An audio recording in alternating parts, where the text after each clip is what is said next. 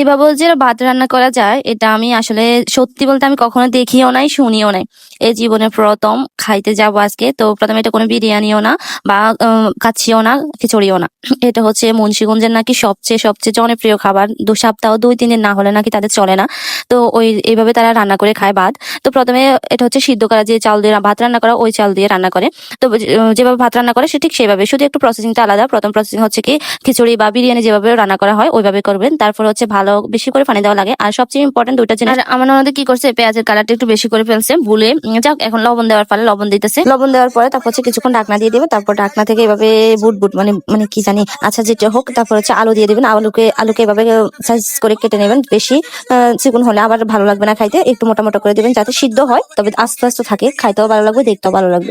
আলু সবগুলো দিয়ে তারপর হচ্ছে ভালোভাবে নিয়েছে একটু ঢাকনা দিয়ে দিবেন। আধা সিদ্ধ হওয়ার পর দিয়ে দিবেন আরেকটা উপকরণ, সেটা হচ্ছে শুকনা মরিচ। তারপরে দিয়ে দিবেন শুকনা মরিচ। এভাবে করে শুকনা মরিচ দিয়ে দিবেন। দিয়ে দেওয়ার পর ভালো ভালো মানে বেশি না, পরিমাণ মতো দিবেন, আন্দাজ মতো, যেমন যতগুলো চাল দিয়েছেন আপনার ইচ্ছা মতো দিবেন আর কি।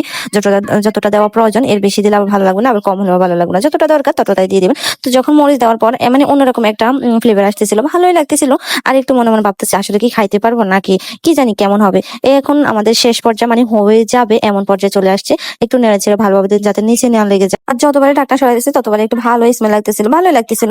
তো কালারটাও ভালো আসছে মাশাআল্লাহ, প্রথমবার ট্রাই করা হিসেবে ভালোই আসছে সবকিছু। তারপরে দিয়ে দিবেন ধনেপাতা, আপনার ইচ্ছা যদি থাকে দিবেন, না হলে বাদ, এটা স্কিপ করলেও চলবে। তারপর আমরা দিয়ে দিলাম যাতে স্মেলটা ভালো আসে। আরো এখানে কোনো রকমের হলুদ বা কোনো কিছু অ্যাড করা হয়নি, শুধুমাত্র শুকনো মরিচের কালার এইভাবে এরকম আসছে। মাশাআল্লাহ অনেক সুন্দর কালার আসছে। এখন আসছে খাওয়ার পালা। এখানে কত ধরনের আইটেমের ভর্তা আছে, এই সব ভর্তা দিয়ে খাইতে বেশি ভালো লাগে। আর এমনি মানে ভর্তা ছাড়াও খাইতে আমার কাছে ভালোই লাগছে। যাই, আর সাথে আচার দিয়ে দিবেন, বোম্বা মরিচের আচার, ভালোই লাগছে।